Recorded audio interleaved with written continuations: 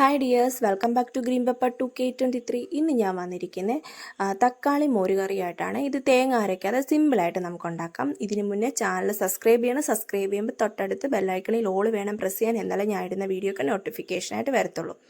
Like ചെയ്യാനും comment ചെയ്യാനും മറക്കല്ലേ.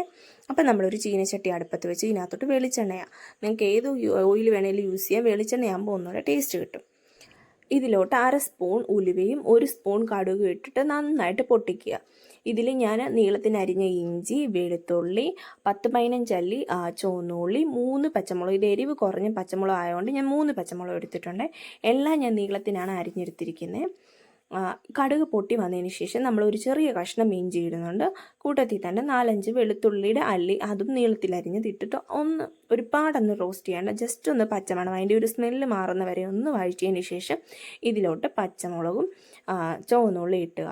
ഈ പച്ചമുളകും ചുവന്നുള്ളി ഇട്ട് ഇതിനാവശ്യമായിട്ടുള്ള ഉപ്പൂടിട്ട് നല്ല രീതിയിൽ റോസ്റ്റ് ചെയ്യുക. അതായത് നല്ല ബ്രൗൺ കളർ ആകുന്ന വരെ റോസ്റ്റ് ചെയ്യുക. ഇതൊന്ന് ബ്രൗൺ കളർ ആകുമ്പോഴത്തേക്ക് നമുക്ക് ഈ മോരുകറിക്ക് ആവശ്യമായിട്ടുള്ള മോര് കലക്കിയെടുക്കാം. ഞാനിപ്പോൾ മിക്സിയുടെ ജാറിലാണ് കലക്കിയെടുക്കുന്നത്. നിങ്ങൾക്ക് വേണമെങ്കിൽ കൈ കൊണ്ട് കലക്കാം. മിക്സിയുടെ ജാറിലോട്ട് ഞാൻ 1/2 കപ്പ് തൈരാണ് ചേർത്തിട്ടുള്ളത്. ഇതൊന്ന് അടിച്ചതിന് ശേഷം ഒരു പാത്രത്തിലോട്ട് മാറ്റുന്നുണ്ട്.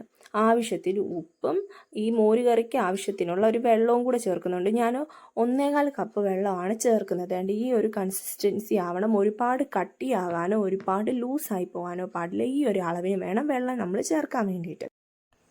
ഞാൻ ഇതിലോട്ടിപ്പോൾ 8 തക്കാളിയാണ് എടുക്കുന്നത്. ഇതിൽ 2 തക്കാളി മാത്രമേ ഉള്ളൂ. വലിയ തക്കാളി, ബാലൻസ് എല്ലാം ചെറിയ തക്കാളിയാണ്. തക്കാളിയും കഴുകി വൃത്തിയാക്കി എടുത്തതിന് ശേഷം നീളത്തിലാണ് ഞാൻ അരിഞ്ഞെടുത്തിരിക്കുന്നത്. ഈ ഒരു രീതിക്ക് ഞാൻ അരിഞ്ഞെടുത്തിട്ടുണ്ട്. നമ്മൾ ഉള്ളിയൊക്കെ ഒന്ന് വഴറ്റി വന്നതിന് ശേഷം ആവശ്യത്തിന് കറിവേപ്പില ഇടുക. അത്യാവശ്യം നല്ല രീതിയിൽ ബ്രൗൺ കളർ ആവുന്നവരെയും ഉള്ളി വഴറ്റണേ. അപ്പം വീഡിയോ ഇഷ്ടപ്പെട്ട് കഴിഞ്ഞാൽ ചാനൽ സബ്സ്ക്രൈബ് ചെയ്യണം, കമൻറ്റ് ചെയ്യാനും ലൈക്ക് ചെയ്യാനും മറക്കരുത് കേട്ടോ. അപ്പോൾ ഇതിലോട്ട് നമ്മൾ മഞ്ഞൾപ്പൊടിയാണ് ചേർക്കുന്നത്. മഞ്ഞൾപ്പൊടി ഇട്ട് ഒന്ന് വഴറ്റുക. ഞാൻ ഇതിൽ മുളക് പൊടിയൊന്നും ചേർക്കുന്നില്ല. നിങ്ങൾക്ക് എരിവ് ആവശ്യമുണ്ടെങ്കിൽ മുളക് പൊടി ചേർക്കാം. ഇതിൽ ഞാനിപ്പം പച്ചമുളകിൻ്റെ എരിവ് മാത്രമാണ് യൂസ് ചെയ്യുന്നത് കേട്ടോ. ഇതിലിപ്പം കാശ്മീരി ചില്ലി പൗഡർ ചേർക്കുകയാണെങ്കിൽ ഒന്നുകൂടി ഇത് ഒരു ചുമന്ന കളറിൽ ഈ കറി ഇരിക്കും. അപ്പം നമ്മൾ ഇതിനകത്തോട്ട് ആവശ്യമുള്ള തക്കാളി ഇടുക. തക്കാളി നമ്മൾ എക്സ്ട്രാ വെള്ളമൊന്നും ചേർക്കാതെ അടച്ച് വെച്ച് വേവിക്കുമ്പോൾ തക്കാളിയിൽ ചെറിയൊരു വെള്ളം വരും. ആ വെള്ളം വെച്ചിട്ട് തക്കാളി നല്ല രീതിയിൽ വേവിക്കണം. നമ്മൾ മോര് ചേർത്ത് കഴിഞ്ഞാൽ തക്കാളി വേവത്തില്ല. അത് കാരണം ഈ ഒരു സ്റ്റേജിൽ തന്നെ തക്കാളി നല്ലൊരു രീതിയിൽ വേവണം. എന്താണ് ഇപ്പം തന്നെ തക്കാളിയിൽ നിന്ന് അത്യാവശ്യം നല്ല രീതിയിൽ വെള്ളം ഇറങ്ങി വരുന്നുണ്ട്. തക്കാളി തന്നെ ഇത്രയും നല്ലപോലെ വെന്തതിന് ശേഷമാണ് നമ്മൾ മോര് ഇതിനകത്തോട്ട് ചേർക്കേണ്ടത്. അപ്പം നിങ്ങൾക്ക് തക്കാളി വേവണ്ട എന്നുണ്ടെങ്കിൽ നിങ്ങൾക്ക് മുന്നേ തന്നെ മോര് ചേർക്കാം. ഞാനിപ്പോൾ തക്കാളി നല്ല രീതിയിൽ വേവിച്ചതിന് ശേഷം മാത്രമേ മോര് ചേർക്കുന്നുള്ളൂ കേട്ടോ. മോര് ചേർത്ത് കഴിഞ്ഞാൽ നമുക്ക് അധികം തിളപ്പിക്കാൻ പറ്റത്തില്ല. അപ്പം ഞാൻ കലക്കി വെച്ചിരിക്കുന്ന മോര് ഞാൻ ചേർക്കുന്നുണ്ട്. നമ്മൾ തക്കാളി ഇടുമ്പോൾ ഉപ്പൊന്ന് നോക്കിയിട്ട് ഉപ്പിൻ്റെ ആവശ്യം ഉണ്ടെങ്കിൽ നമ്മൾ ഉപ്പിടുക. ഞാൻ ഇതിലോട്ട് ഒരു പിഞ്ച് അളവിന് ഉലുവാപ്പൊടി ചേർക്കുന്നുണ്ട് കേട്ടോ.